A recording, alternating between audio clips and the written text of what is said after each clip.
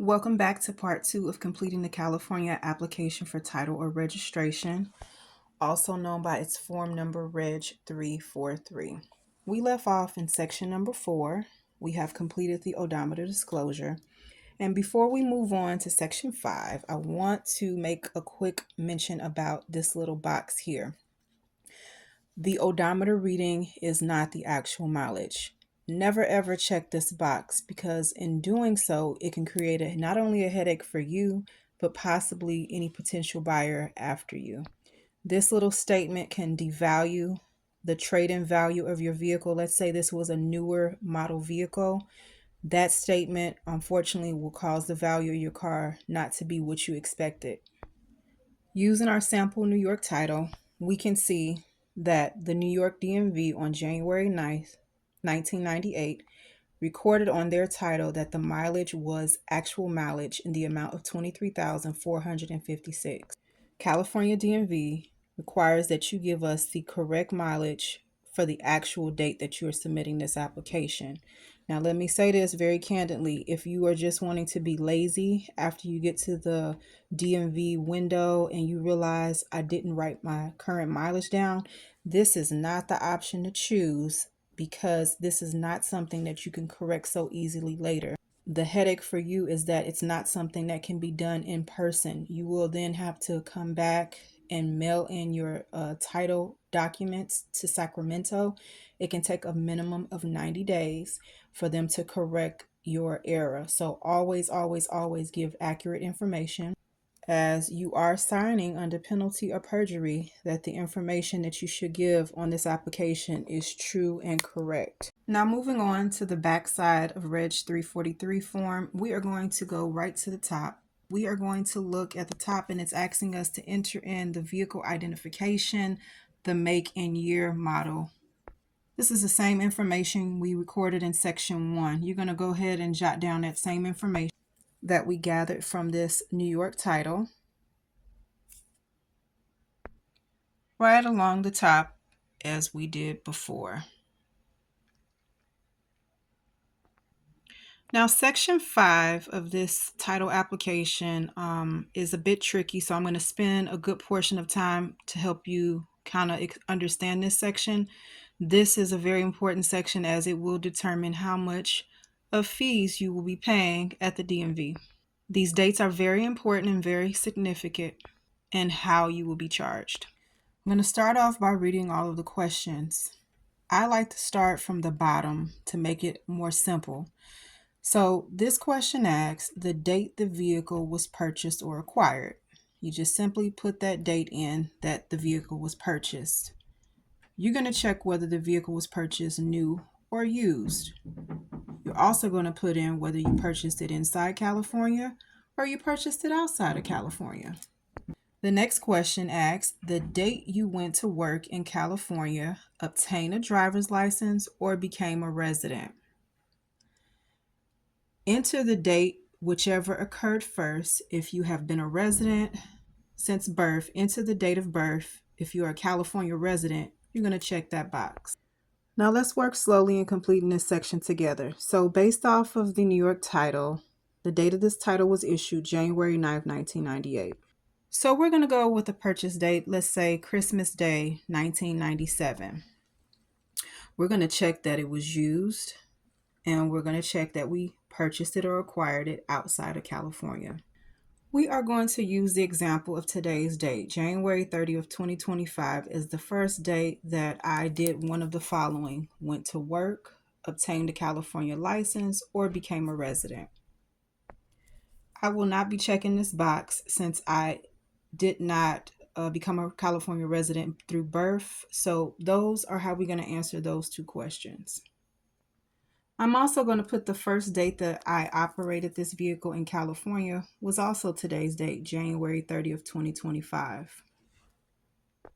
However, on the date the vehicle entered California, I'm giving a date of September 1st, 2023, because my vehicle in this scenario was trailered here on September 1st, 2023.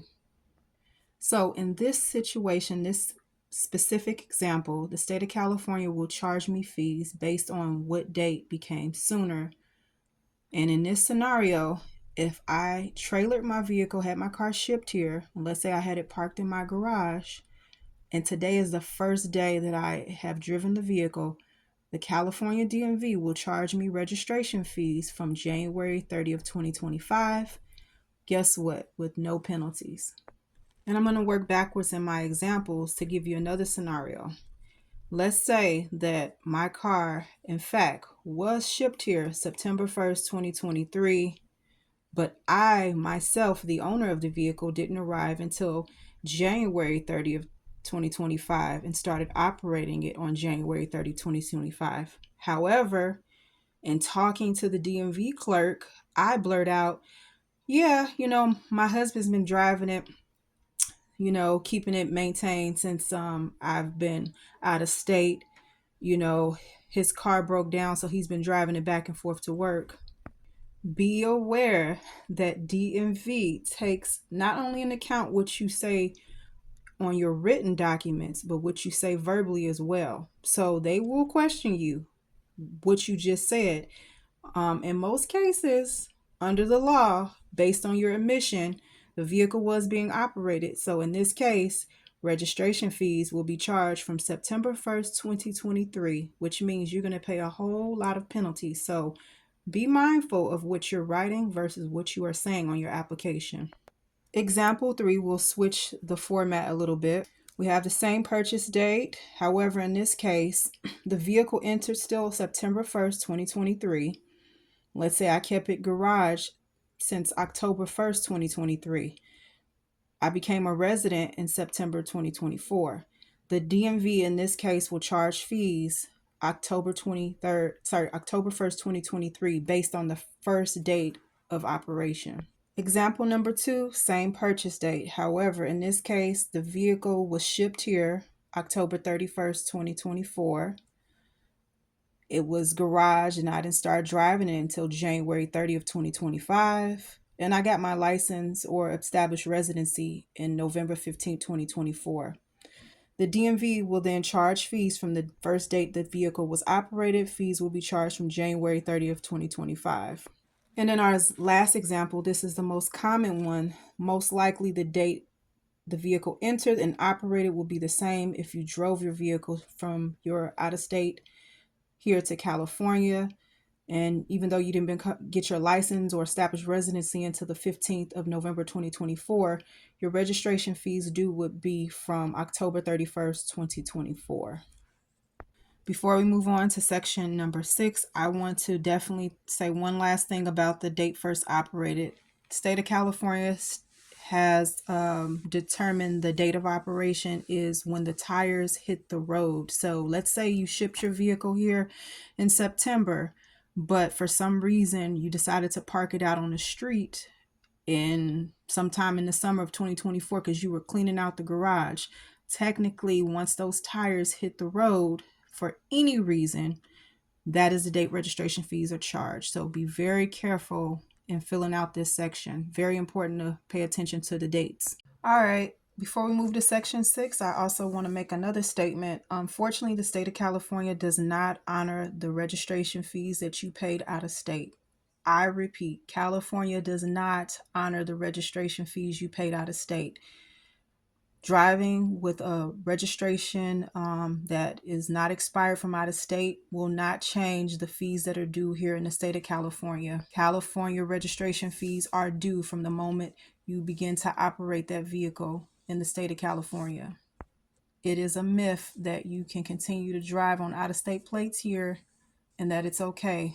You're going to be in for a world of shock when you do get to DMV and complete this form to find out you're going to be charged registration fees from the time that it was first operated.